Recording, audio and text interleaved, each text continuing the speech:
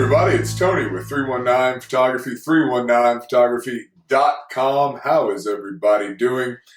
Guys, today I'm going to talk to you about how to stack your photographs for noise reduction. And we're going to use Lightroom, and we're going to use a program called Starry Landscape Stacker. So understand, Starry Landscape Stacker is just for Mac. It's not a Windows program. I know.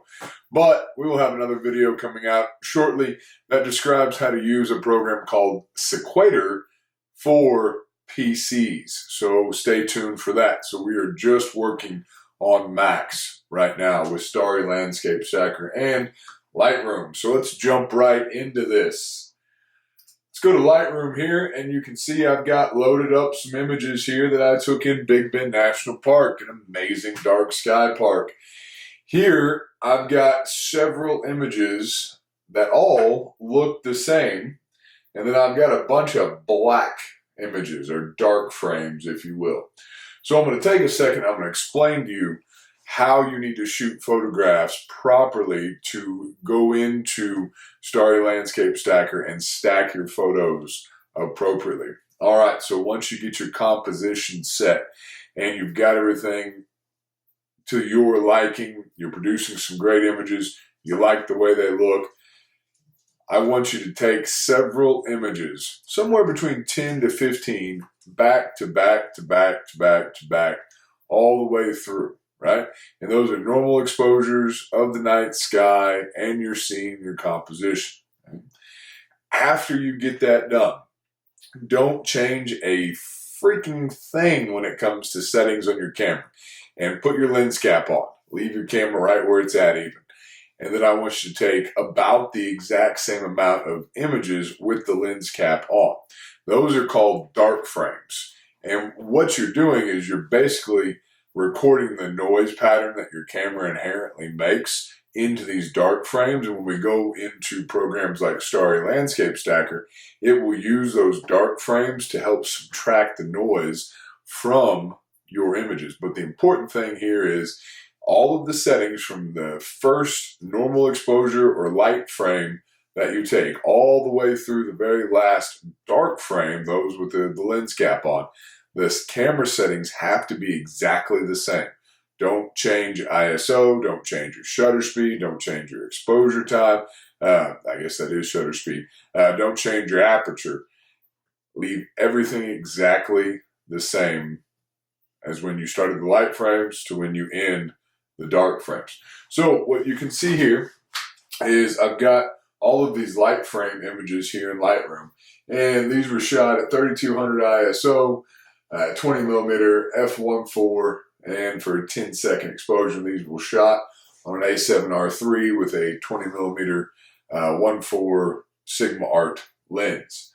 So if you are familiar with Lightroom, you can see your exposure values right up underneath your histogram.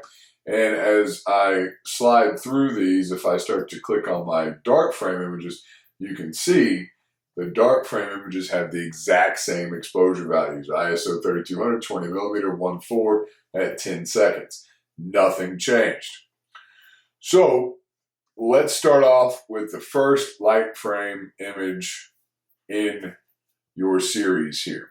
I've got them all lined up in my film strip. And guys, this is straight out of camera. I haven't done anything to these. The final image for this is one that I call perspective. And you may have seen it. Well, this is how I got to creating that image. So if you're in the library tab, go ahead and click over into develop. And before we get to the stacking, there's a few things that I'm going to do, a few minor adjustments.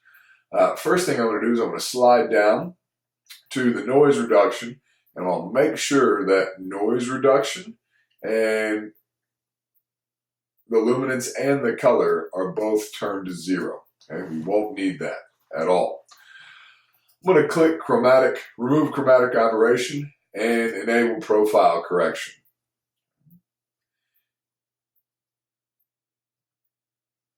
Up top with your main sliders, very, very minor adjustments here. Don't we're not editing the final image by any means here. So usually a touch brighter is good, maybe up to 5, and not much more. Yeah, not going to mess with much more. Maybe just a little bit on the contrast and a little bit on the vibrance. Okay, good. So that's all I'm going to do for right now. So now I need to copy these settings that I have just used all the way through every single one of my light frames, every single one of my dark frames. So the easiest way to do that is with that first image selected, click to the end of your dark frames, hold shift, click, and this button right here, that's right above your film strip, says sync. If you will click sync, it pops up this dialog box here, and really you can check all these and it's not really going to change anything, so we didn't mess with crops or specific editing or brushes or anything like that. So you can just check all, and we're going to synchronize, and now all of those settings will be applied to all of the light frames and all of the dark frames. And it's important, again, any edits in this step that you do to your light frames, it needs to translate over to your dark frames. So just synchronize those settings all the way through. Now, every single image here will have the exact same things done to it that we just did, right? And nothing more. And remember, it was little minor changes. So once you've got that done, I'm going to select every image in my film strip here. So all of my dark frames and all of my light frames. And I'm going to go to File, and I'm going to go to Export. And this is a very important step in the process. So I'm just going to throw it out on my desktop just for the ease of this video. Had some settings there that were left over. So here, throw it out to wherever you need to. But the important stuff is it needs to be a TIFF file. Okay?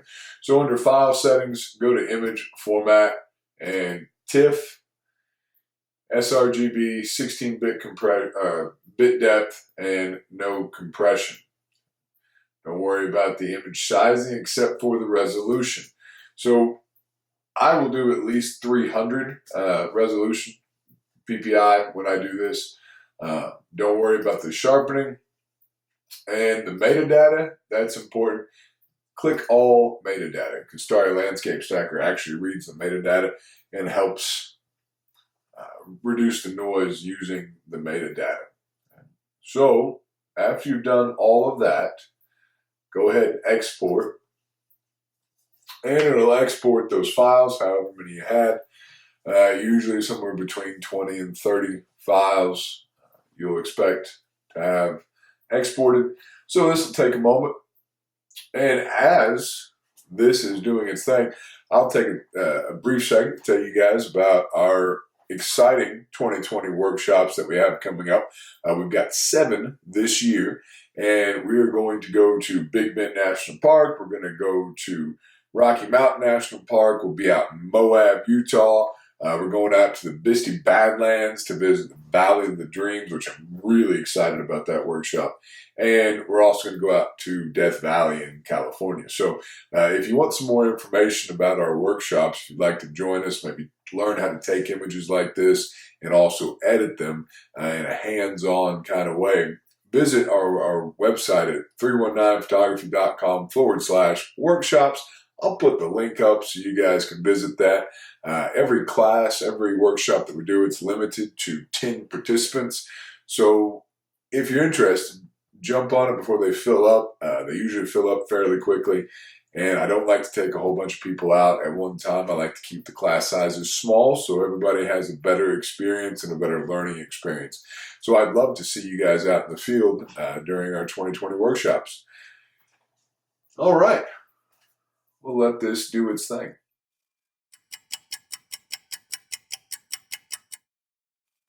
Okay, Lightroom has finished processing those images, so you can minimize Lightroom. We're done with Lightroom for right now. And here's the folder that I put those images in on my desktop. And now you should have every single one of our light frames and dark frames all in TIFF format now.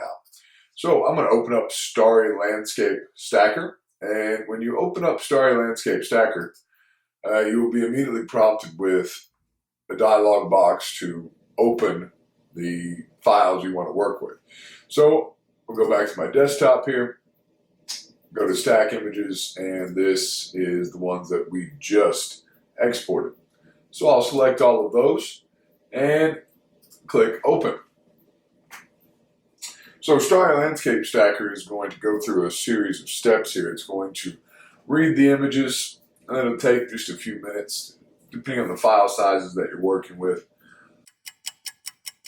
And then it's going to process 13 light frames and 13 dark frames. So it even knows exactly what you're working with here. All right, so when it does all of that, you're going to be prompted with this sky that looks like it's filled with a whole bunch of red dots. So what that is, the Starry Landscape Stacker has gone through and tried to pinpoint the stars. And when I first started using this program several years ago, I thought that I had to go in and click every little red star. But hey, learn from my mistakes here. I really don't, okay? You can literally just draw these in anywhere. What this is going to do is it's going to compute the sky for a mask, right? And so the biggest thing is make sure down at wherever your foreground stops and the sky begins, you need to make sure that those red dots are pretty close to that horizon line. So when I shot this particular image, I shot it intentionally, and I foreshortened the mountains or put them at the bottom of the frame. What I'm going over the top here is the tips of the Chisos Mountains in Big Bend National Park. I shot this intentionally so that it would show the scale of the Milky Way versus the scale of these great big mountains that are down there. But it's a great image to work with and use as an example here. And of course, the more complicated your foregrounds are, the more complicated this process will be. So I drew a line there, made sure everything was hugging that horizon line. And now I'm just going in and just adding stars and just to kind of fill in. There's no rhyme or reason to this, guys. As long as I don't dip into that horizon line where the tops of those mountains are in this image, I'm good. So I just fill in a little bit more, a little bit some bare areas up here. Just going to fill that in with stars. Good. Okay. So now, if you happen to go into your horizon line, you make a happy little accident, no worries. Click Erase Red Dots, and you can go in and you can clean up anything that you've gone too deep into. You can also zoom in and control the brightness and the contrast of your image, which is particularly helpful if you're working with really intricate horizon lines. Maybe you got a tree in it or something like that. And controlling the brightness can really help bring out those horizon lines. See just there, I'm going to erase that red dot because I got a little too deep into the horizon line. And that won't affect the composition of your, or not the composition, but it won't affect the exposure of your image here. This is just for you to work by, so to speak. So once you have gotten your red dots filled in and you're ready to move on to the next step, click up here in the upper left-hand corner and click Find Sky. And what it's going to do is it's going to create a sky mask. And it really does a pretty good job. Again, the more complicated the foregrounds and the horizon lines, the more iffy the mask becomes, the more fine-tuned that you're going to have to go in and do things with those red dots, or in this step that I'm about to talk about. So over on the left-hand side, you'll see where it says paint, and you can click either sky and or ground.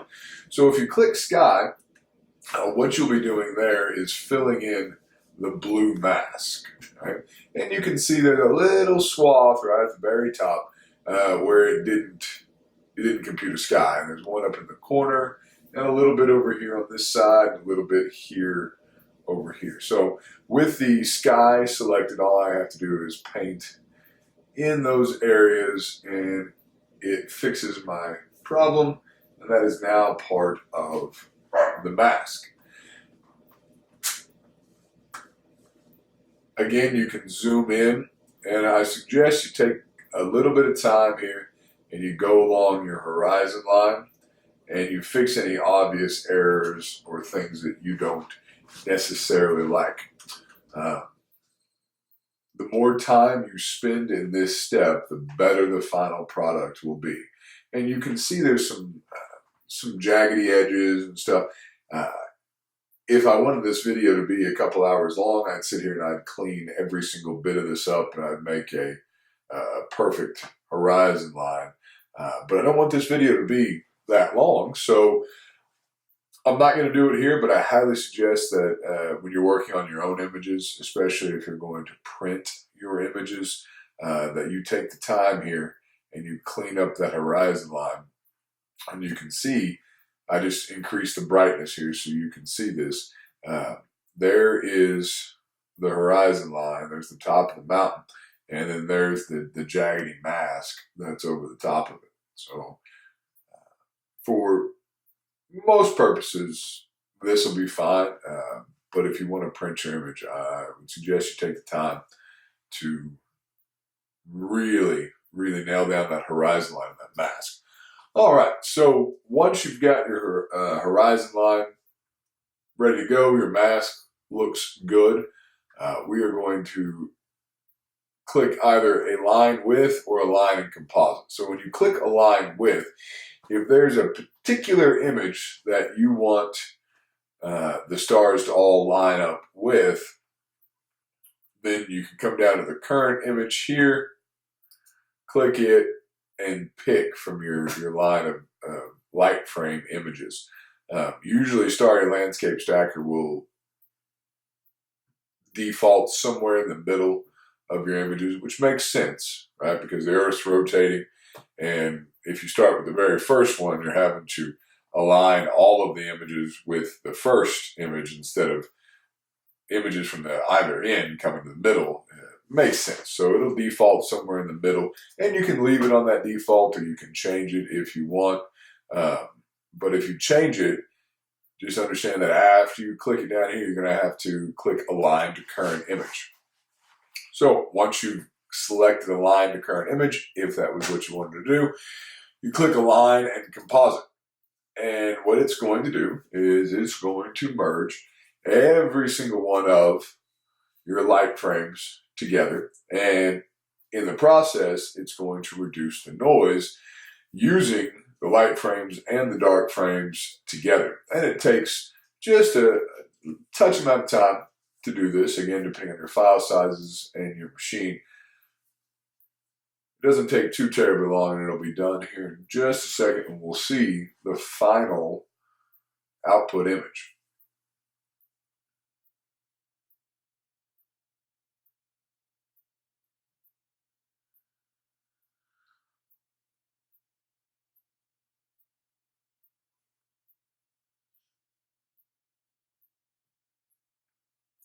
All right, now this, what you see here, is your image with your noise reduction on it.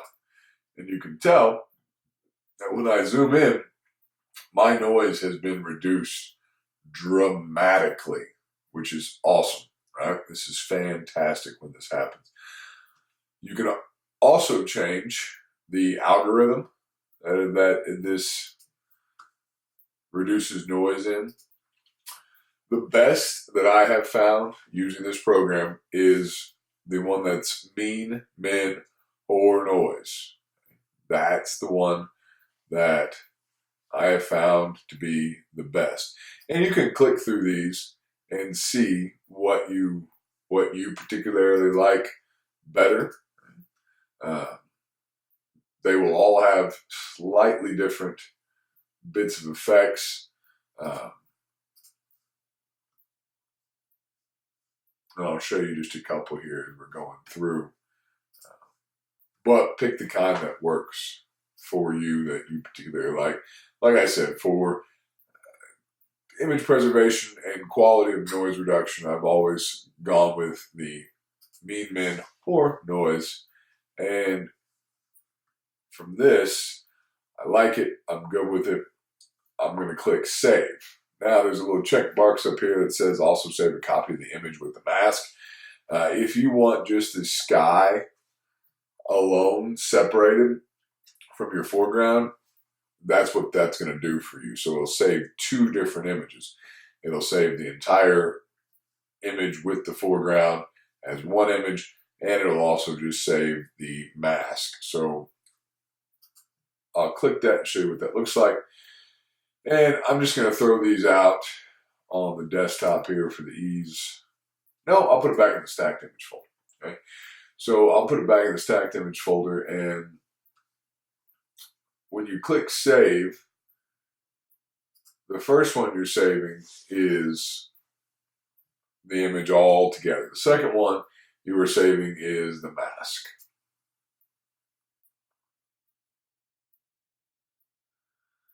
Okay, so now that has been complete, we can close out a Starry Landscape Stacker. Don't need it anymore. Let's go back into Lightroom. And these are the two images that we just stacked in Starry Landscape Stacker. Like I said, you've got two files. If you click that box, you'll get the mask without the foreground in it, and that can be useful at times. All right, now that you are ready to get into the final editing process so you can produce a final image from your photo that has been stacked and the noise has been reduced and it's a good palette to work with, I would highly suggest that you tune into this video here referring to how to edit your Milky Way photos just in Lightroom all the way through. This would be a great time to review that video and process your image until it's done. Guys, thank you for joining. I hope you enjoyed the video. As always, please like, comment, share, and subscribe. And until next time, everybody take care.